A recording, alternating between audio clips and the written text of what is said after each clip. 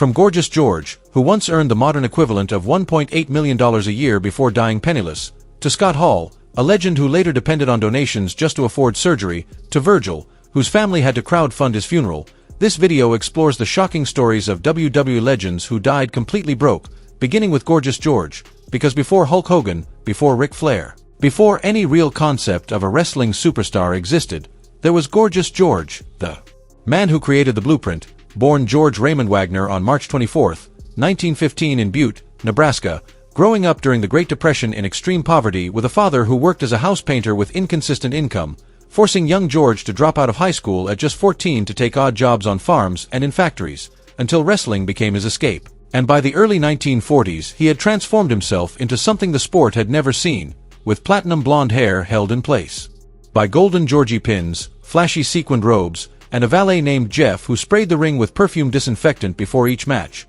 Because Gorgeous George was not just a wrestler but a spectacle, entering to pomp and circumstance, using flamboyant mannerisms, and shouting his famous line, "Get your filthy hands off me," making him professional wrestling's first true heel. And audiences adored him so much that even Muhammad Ali could not get enough. I saw a wrestler once named Gorgeous George, and the place was jam-packed with people. Cars was lined up for miles. They hated Gorgeous George. They wanted him beat, but they paid $100 for a ringside seat. So Gorgeous George walked out with his pretty silver hair, and he was walking so proud. At his peak in the early 1950s, Gorgeous George earned as much as $160,000 a year, the modern equivalent of around $1.8 million, making him the highest-paid athlete in the world, with total career earnings nearing $2 million and an influence that extended far beyond wrestling. As Muhammad Ali credited him with teaching the art of trash talk, James Brown borrowed his flair, and Bob Dylan studied his persona. Yet like so many tales of fame, fortune did not last, because George's downfall came from a combination of multiple divorces, heavy alcoholism,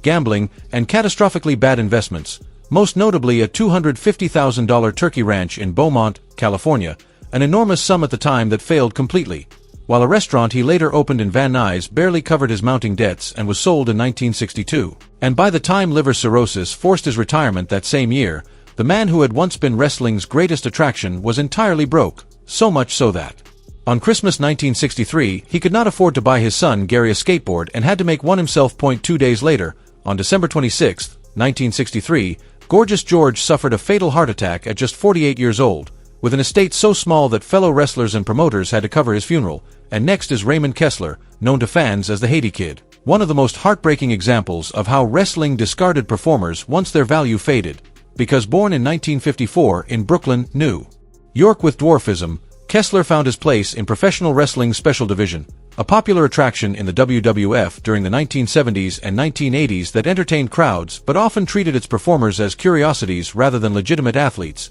Yet throughout his career the Haiti Kid worked alongside legends, appearing at WrestleMania 2 in 1986 in Mr. T's corner during his boxing match with Roddy Piper and competing in the mixed tag team match at WrestleMania 3 in 1987, while also taking small acting roles in films such as Penitentiary 3 in 1987, and for nearly 20 years he remained a consistent undercard presence, energizing audiences who came for the main events but stayed for his performances, until his usefulness to the company ended and all support vanished, because the wrestling industry of that era offered no health insurance, retirement plans, or pensions, especially for smaller wrestlers who earned far less than main roster stars while facing the same physical risks, leaving Raymond Kessler by February 2009 living in a homeless shelter in Greenpoint, Brooklyn. The man who once performed in front of tens of thousands at WrestleMania was now surviving on public assistance, and when WWE interviewed him later that year for the Legends of WrestleMania video game, it surprised many fans by confirming he was still alive after false death reports had circulated since 2001, and as of the most recent reliable information, Raymond Kessler's current condition remains unknown, leaving his story as a stark indictment of an industry that failed to protect its most vulnerable performers. And that pattern continues with the Dynamite Kid, Tom Billington, one of the most innovative wrestlers of his era whose fast-paced and technically precise style influenced stars like Chris Benoit and Rey Mysterio. Because born on December 5, 1958 in Golborne, Lancashire, England, he came from a working-class family deeply rooted in combat sports, with a father and uncle who were boxers and a grandfather who fought bare-knuckle, making it almost inevitable that wrestling would become his destiny. Snooka was married with 4 children at the time of his girlfriend's death and had a history of drinking, drug use, and womanizing. He had a previous arrest for dragging Argentino down a hotel hallway. As one half of the British Bulldogs alongside his cousin Davy Boy Smith, the Dynamite Kid captured the WWF World Tag Team Championship at WrestleMania 2 in 1986. And his legendary 1982 match against Tiger Mask in New Japan Pro Wrestling won the Wrestling Observer Newsletter Match of the Year award and is still considered one of the greatest matches ever wrestled. Because by every measure he was a revolutionary. Yet that revolution came at a brutal cost, as the high-impact style that made him famous also destroyed his body, with years of steroid abuse, cocaine use, and relentless in-ring punishment leading to a serious back injury that required surgery, and by 1997, complications from those accumulated injuries left him paraplegic,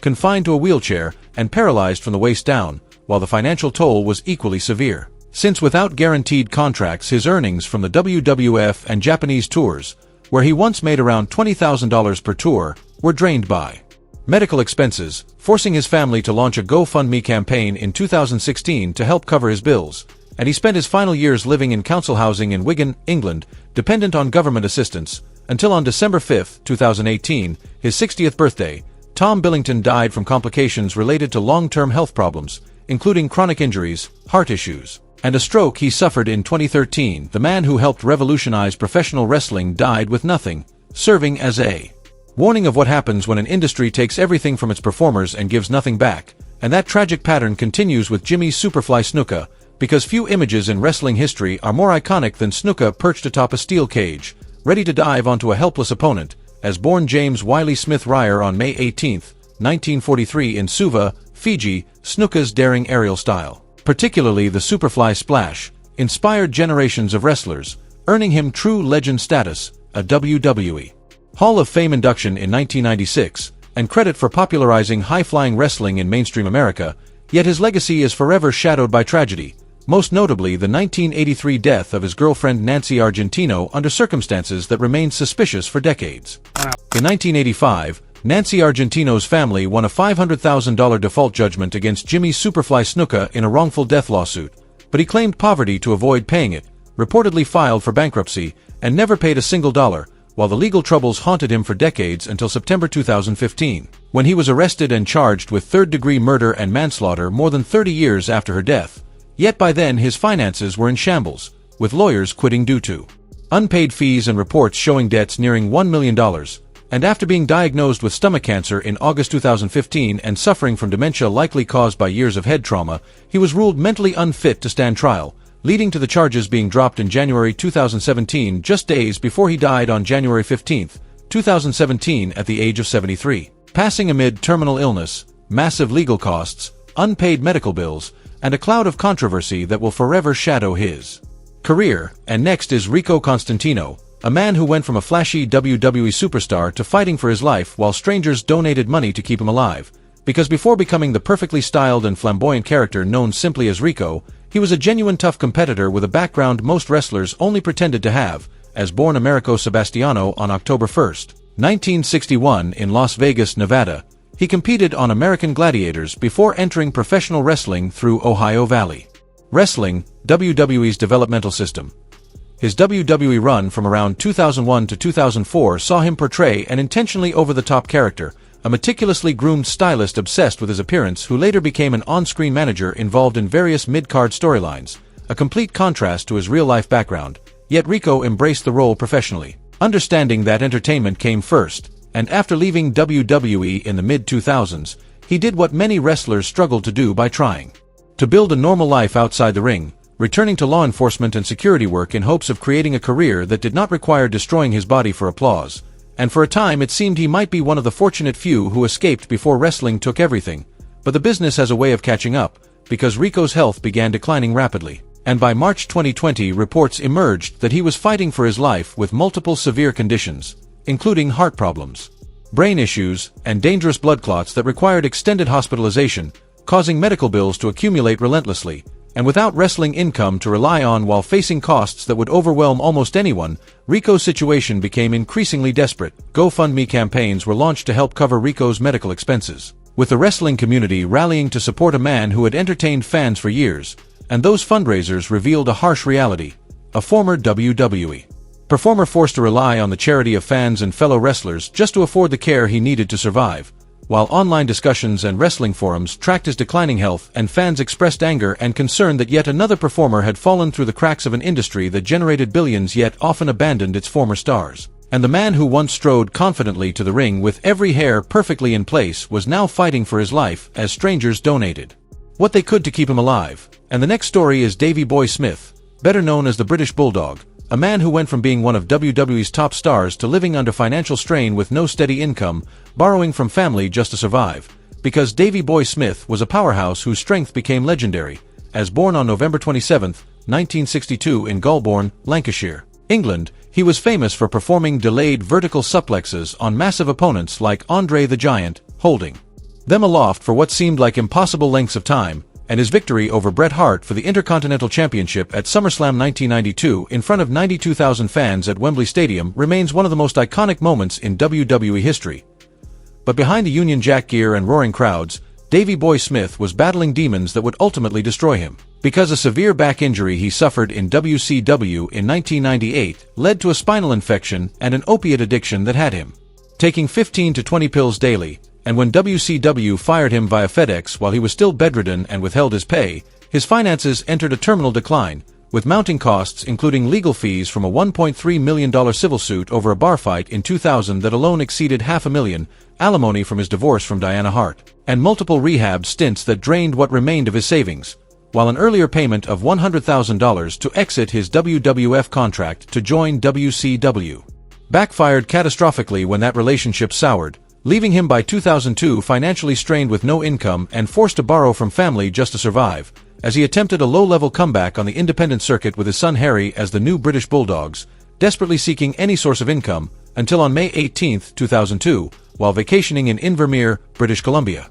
he suffered a fatal heart attack at just 39 years old, with the autopsy revealing an enlarged heart, possibly caused by years of steroid use and painkillers, dying with almost no assets after giving everything to an industry that discarded him when he was no longer useful. And next is Crash Holly, a man who went from being one of the greatest hardcore wrestlers ever to losing everything to addiction, divorce, and financial crisis. Because Michael John Lockwood was never destined to be a main eventer, he understood he would never be a main eventer and had accepted it. But what Crash Holly lacked in size he more than made up for in creativity and heart, because standing just 5'11" and weighing 212 pounds, he debuted in the WWF in 1999 with a brilliantly absurd gimmick, carrying a scale to the ring and insisting he weighed over 400 pounds, daring anyone to challenge him. And his greatest legacy came through the 24/7 rule of the WWF Hardcore Championship, which allowed the title to be defended anywhere at any time, turning Crash into the Houdini of hardcore wrestling as he won the championship an astonishing 22 times,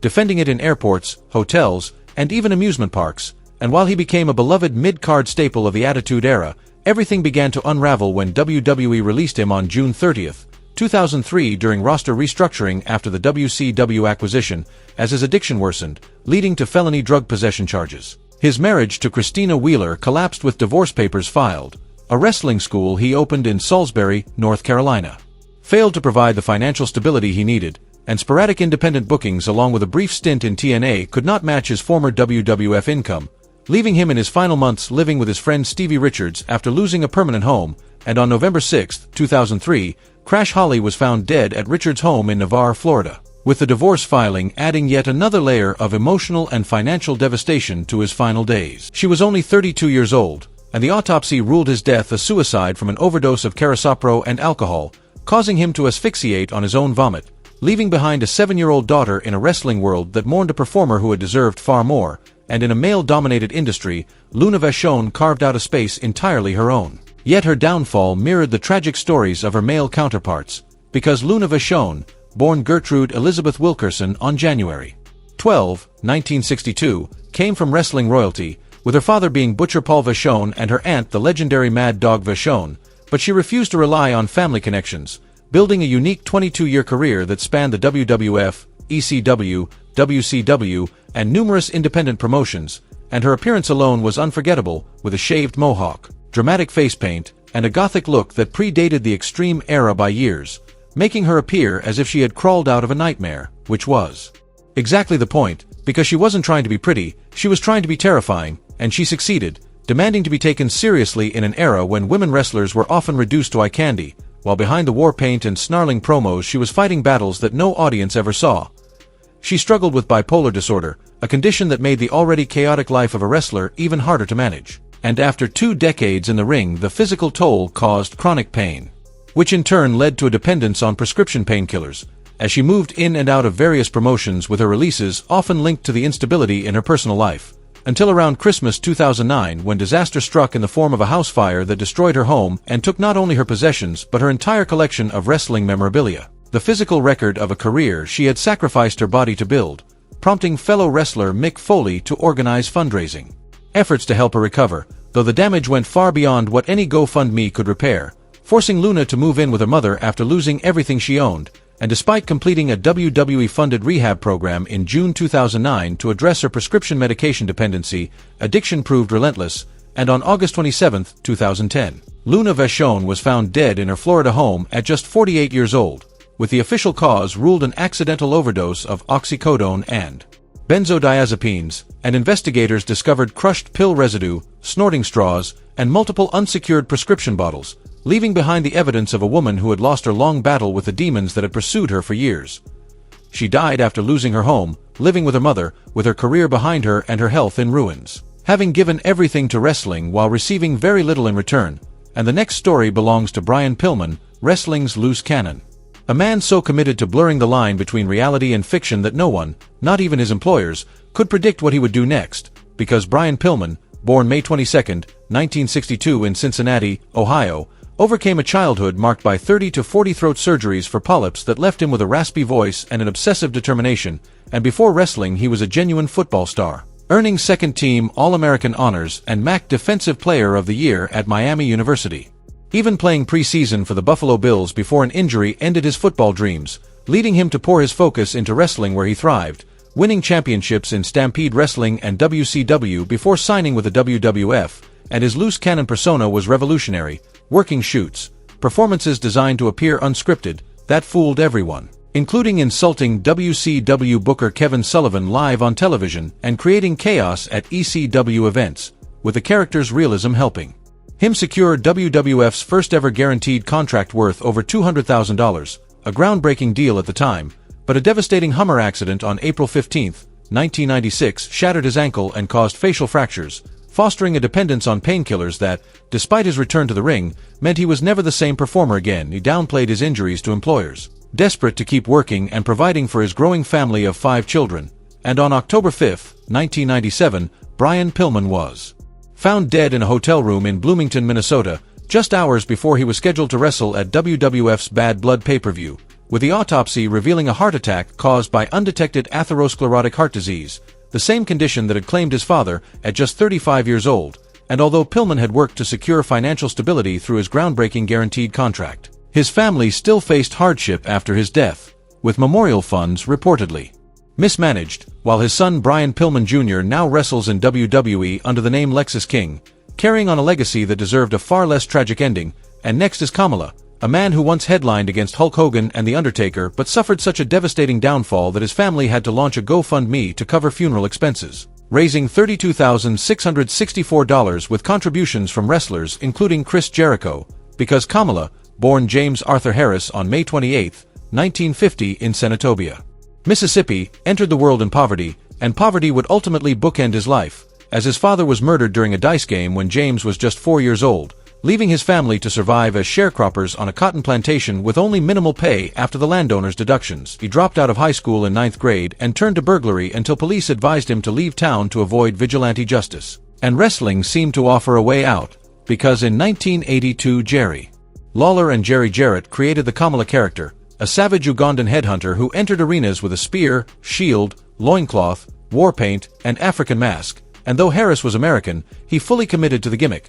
becoming a star who headlined against Hulk Hogan, feuded with The Undertaker at Survivor Series 1992, and won the USWA Unified World Heavyweight Championship 4 times. Yet the money never matched the fame, as Harris later revealed he earned only $10,000 for his Survivor Series match against The Undertaker, who reportedly made $500,000, forcing him to sleep in his car to save money and receive no royalties from merchandise featuring his likeness. And as a black wrestler in an era of racial inequity, he was consistently underpaid compared to his white peers, while diabetes diagnosed in 1992 slowly destroyed his health, leading to the amputation of his left leg by 2011 and his right leg in 2012, requiring dialysis 3 times a week, leaving him